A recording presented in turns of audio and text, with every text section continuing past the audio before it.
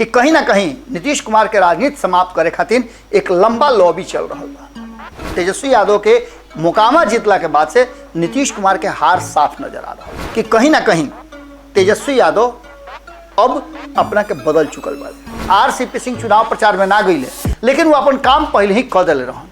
चिराग पासवान अंतिम समय में भारतीय जनता पार्टी देखलस कि अब अश्वमेघ के घोड़ा छोड़ल जरूरी बा, और चिराग पासवान के उहे अश्वमेघ के घोड़ा बना करके दोनों क्षेत्र में छोड़स, जना के असर पड़ल। नीतीश कुमार अक्सर फैसला कैले बाड़े आवे वाला 2024 के चुनाव में नीतीश कुमार कितना सीट ली हैं और कितना सीट राष्ट्रीय जनता दल के ली हैं, ये बात बहुत मुश्किल पैदा करे वाला बा।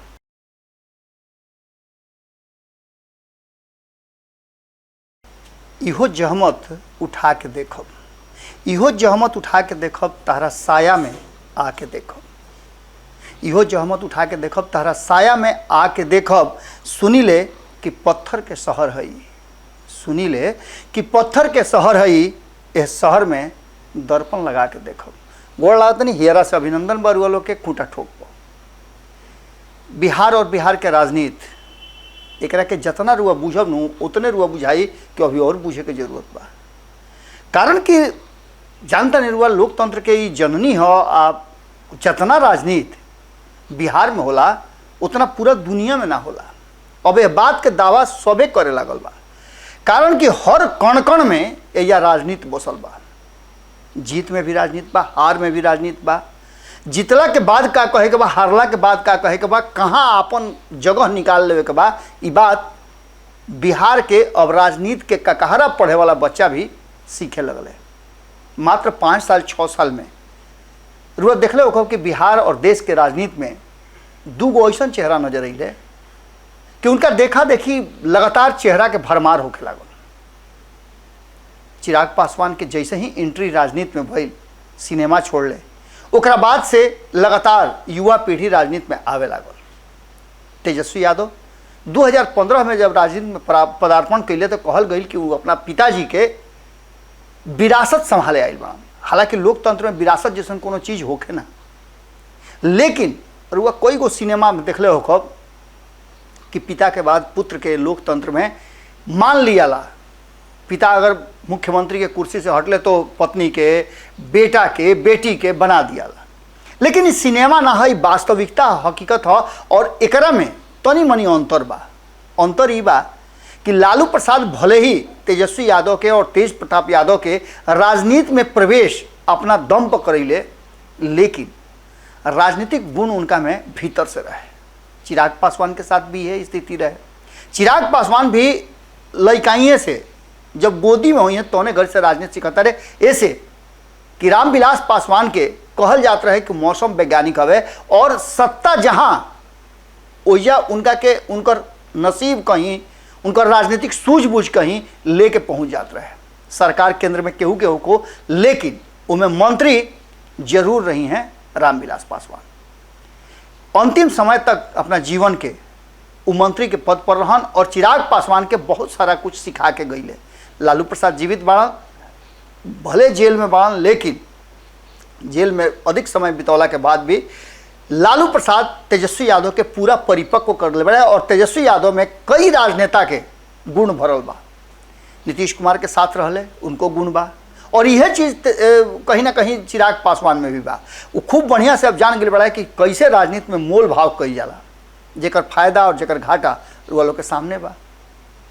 2020 में जना तरीका के मोल जोल कैले ओकर ऊ उनका पर उल्टा पड़ गई और उनकर पार्टी बिखर गई। भारतीय जनता पार्टी तब चुप रहे। अब जो बदलल परिस्थिति बा ओकरा में कहीं ना कहीं बहुत कुछ बदलत नजर आई। एक तरफ जहां तेजस्वी यादव यह 2 सीट के जो उपचुनाव भइल ओकर जीत हार के बाद अपन पूरा गियर बदल ले बाड़े, और ये जीत हार से खास करके तेजस्वी यादव के मोकामा जीतला के बाद से नीतीश कुमार के हार साफ नजर आ रहा बा। कारण कि नीतीश कुमार अब अंगुरी पर गिनाए लगले कि नीतीश कुमार के वोट बैंक बा ओजा कितना बा, कितना ट्रांसफर भइल। और यह ना बूथे बूथ जातीय आंकड़ा हर दल के लगे बा। वो आंकड़ा पर कसौटी पर कसा रहल बा कि नीतीश कुमार के वोट कितना ट्रांसफर भइल।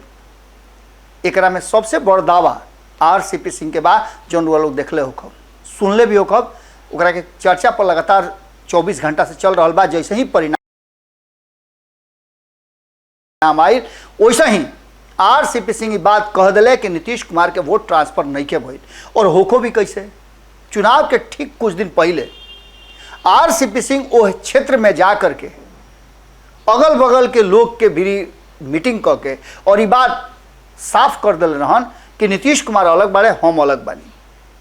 एकर मतलब सीधा बा कि आगे आवे वाला रणनीति और राजनीति खातिर नीतीश कुमार के खेमा से बहुत लोग जो संगठनिक तौर पर वोटर के इन्फ्लुएंस करेला उ सब उन्हें शिफ्ट हो गई। ये बात सिर्फ एजे ना भइल, बात गोपालगंज में भी भइल। और अंतिम समय में भले ही आरसीपी सिंह चुनाव प्रचार में ना गईले, लेकिन वो अपन काम पहले ही कर दिले रहन। चिराग पासवान अंतिम समय में भारतीय जनता पार्टी देखलस कि अब अश्वमेघ के घोड़ा छोड़ल जरूरी बा, और चिराग पासवान के उहे अश्वमेघ के घोड़ा बना करके दोनों क्षेत्र में छोड़स, जना के असर पड़ल। 27 साल के बाद भारतीय जनता पार्टी मोकामा में चुनाव लड़ल, और मोकामा में चुनाव लड़ला के बाद एक लंबा समय के बाद 40,000 से 60,000 तक पहुंचल। अधिकतम वोट महागठबंधन के विरुद्ध एनडीए के 40,000 रहे, ओकरा के पार करके 60,000 से ऊपर वोट ले आना इस बात के तरफ इशारा करता कि कहीं ना कहीं नीतीश कुमार के वोट शिफ्ट होकर के भारतीय जनता पार्टी के तरफ आइल बा। अभी वोट के आंकड़ा भी रुआ लोग के हमने के आवे वाला समय में बताई जा, लेकिन सबसे बड़ बात बा कि पूरे खेल में जहां तेजस्वी यादव के जीत भइल, ओजा गोपालगंज में तेजस्वी यादव के प्रदर्शन बहुत बढ़िया भइल। ओजा भी कहल जा रहा बा कि अगर नीतीश कुमार के वोट शिफ्ट हो गए रही तो भारतीय जनता पार्टी वजह से जीतित ना, लेकिन नीतीश कुमार के ना गईला से ई असर पड़ गई। और एक ठीक पहले आरसीपी सिंह के असर वजह देखे के मिला। रुआ लोग के याद हुई कि 15 दिन पहले 20 दिन पहले गोपालगंज के दौरा पर गई रहन, थावे मंदिर में पूजा कैले रहन, वो पूरा एरिया छान मरले रहन, बैकुंठपुर से लेकर के गोपालगंज तक सारा एरिया छान मरले रहन आरसीपी सिंह। आरसीपी सिंह ओजा जा करके और जदयू के जो कार्यकर्ता बड़े, अब रुआ बुझते बानी कि जदयू के कार्यकर्ता ही उनका के अपना क्षेत्र में बोलाई हैं, और जे उनका से लगाव बा, जे एकरा प्रेम बा, जे उनका संगे रहल चाहता उहे उनका के बोलाई। लोग लगातार बोलौलो और गोपालगंज में एक असर निश्चित रूप से देखे के मिलल। अंतिम समय में भी सही, लेकिन भारतीय जनता पार्टी के जो टक्कर तेजस्वी यादव दिले ओकरा में अंतर पैदा करे में चिराग पासवान और आरसीपी सिंह के भूमिका बड़ा रहे। जौन वोटर भारतीय जनता पार्टी के रहन उतर रहले रहन, लेकिन तेजस्वी यादव के ओजा मैदान में उतरला से और खास करके वैसे ओजा उम्मीदवार दे करके भारतीय जनता पार्टी के वोट में बड़ा सेंधमारी करे के जो राजनीतिक सूझबूझ रहे वो काम कैलस। उत्साहित बान तेजस्वी यादव की गोपालगंज में पहला हाली यह तरीका के परिणाम आयल बा, जना में केहू जीती केहू हारी अंतिम समय तक ना क्लियर भई रहे। एक सीधा मतलब बा कि अगर वजह के सीट जीत जीते तो तेजस्वी यादव नीतीश कुमार पर बड़ी भारी पड़ते। हालांकि गोपालगंज और छोड़ दी तो मोकामा के सीट जीतला के बाद तेजस्वी यादव के ग्राफ बढ़ल बा, और तेजस्वी यादव के भाषा में, बोली में, शैली में बहुत कुछ अंतर पड़ गई बा। Tejashwi Yadav A to Z के बात करता रहे, और हाल फिलहाल में रुआ देखले हो कब 12 घंटा पहले जब EWS के सवर्ण गरीब लोग जो बा उनका के आरक्षण 10% देवे के जौन फैसला न्यायालय से आयल, ओकर पहले वो भले विरोध करते रहन, लेकिन जैसे ही न्यायालय के फैसला आयल ओकरा पर उनका पार्टी के तरफ से स्पष्ट बयान आ गई कि हम एकरा साथे तो हमेशा बानी, हमेशा रहनी है, बस एकरा के लागू करे के तरीका पर और एकर जो दायरा बा, सीमा निर्धारित कइल बा 8 लाख रुपया, ओकरा के कम कइल चाहत नहीं है, जौना से कि अधिक से अधिक लोग के फायदा मिले थे। यानी बहुत सफाई से तेजस्वी यादव इस बात के लेकर के ना उस समर्थन के लिए भारतीय जनता पार्टी के और ना विरोध के लिए, एक संदेश जरूर दे दिले A to Z के कि कहीं ना कहीं तेजस्वी यादव अब अपना के बदल चुकल बा। यह कारण बा कि मोकामा में सवर्ण उनका के खुल के वोट कैले, और खास करके भूमिहार समाज तो घोषणा कर दिले रहे। यही चैनल पर आकर के सुधीर शर्मा स्पष्ट तरीका से कहले रहन कि हम महागठबंधन के यानी कि राष्ट्रीय जनता दल के उम्मीदवार के समर्थन करता नहीं। यह बात से मतलब यह निकल रहा बा कि आवे वाला समय में नीतीश कुमार खातिर बहुत कठिन होके जा रहा बा राजनीति। तेजस्वी यादव के बढ़तन ग्राफ और चिराग पासवान के भारतीय जनता पार्टी द्वारा प्रमोट करना, ये बात के देख करके कहीं ना कहीं अब अगला जो स्टेप बा वो में मुकेश सहनी के और जीतन राम मांझी के भी फैसला करे के पड़ी। मुकेश सहनी कोढ़नी में जो उपचुनाव होखे वाला बा ओकरा पर अपन दावा ठोक देले बड़े। देखे वाला बात हुई और सबसे महत्वपूर्ण बात हुई कि काम महागठबंधन उनका के जैसे वो दोनों सीट पर बिना शर्त समर्थन कैले वैसे ही मुकेश सहनी के उम्मीदवार के भी समर्थन महागठबंधन करी। इस सवाल बड़ा बा, अगर नइखे होत तो ये मान के चली कि मुकेश सहनी पाला बदल सकेले या उनका राजनीति में एक नया ट्विस्ट आ सकेला। चिराग पासवान भी लंबा समय तक भारतीय जनता पार्टी से दूरी बनौले, खिसियाई रहन, शर्त रख ले और सब तरीका से भारतीय जनता पार्टी के बुझा गई कि कैसे चिराग पासवान के अपना खेमा में ले आवे के बा। चिराग पासवान तो आ गई ले, लेकिन मुकेश सहनी जो छटकर रहन वो कहाँ रही हैं और उनका भारतीय जनता पार्टी से छटक करके जीतन राम मांझी गई बाड़े वो कहाँ रही हैं।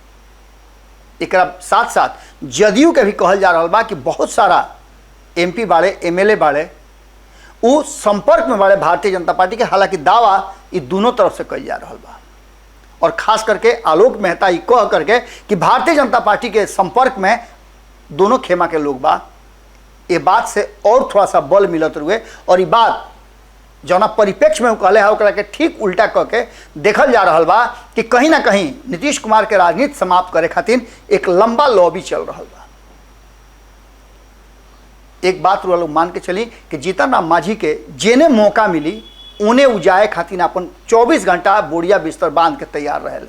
जैसे देख लो मिलिट्री में सेना के जवान जो बाड़े 24 घंटा अपन डेरा डंडा ले के पीठ पर चले ले, जहें रात भइल तो हमें वो अपन डेरा डाल देवे ले। वही तरीका से जीतन राम मांझी भी अब वही लेखा हो गई बाण कि उनका जहाँ सरकार भेटाई वो चल जी हैं।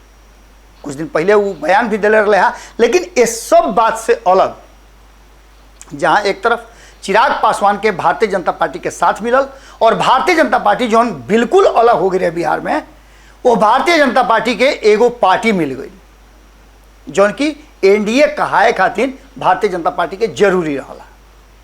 दूसरा तरफ रुआ लोग से बार बार बात हम कह रहा बानी कि भारतीय जनता पार्टी लगे एगो ऐसा गुलर के फूल बा जौन की हमेशा हर राजनीति के लोग, राजनीति करे वाला लोग ओकरा के प्राप्त कल चाहिए 2024 के चुनाव में।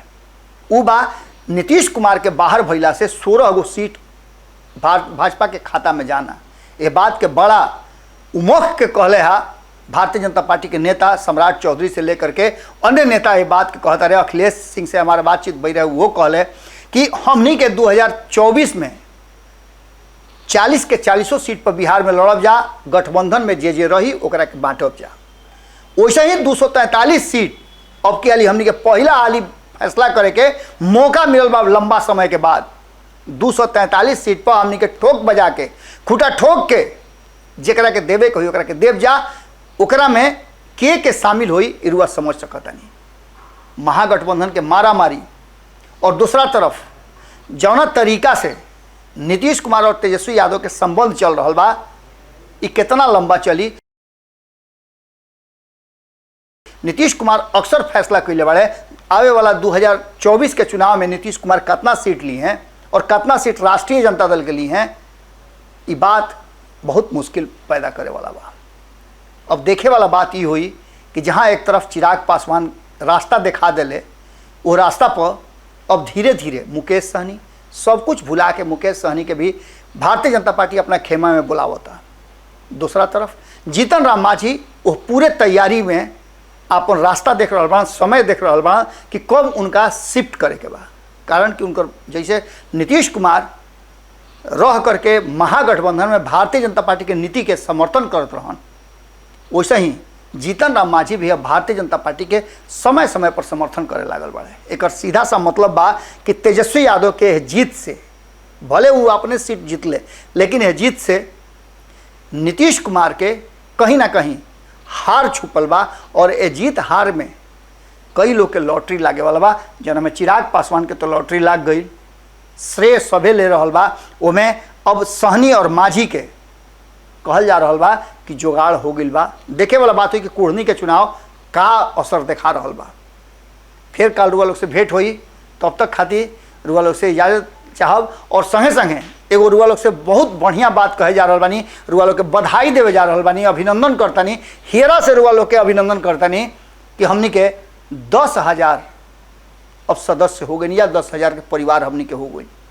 रुआ लोग के बहुत बहुत आभार बा एकरा खातिर। और असही प्यार दुलार बनौले रही सबे, भोजपुरी के अंतिम पायदान तक ले जाए के बड़ुए, जहाँ एकरा सम्मान में कोनो कमी ना होके और केंद्र के सरकार के मजबूर होकर के अपना भोजपुरी के 8वीं अनुसूची में शामिल क के हमनी के सम्मान देवे। गोड़ लागत नहीं।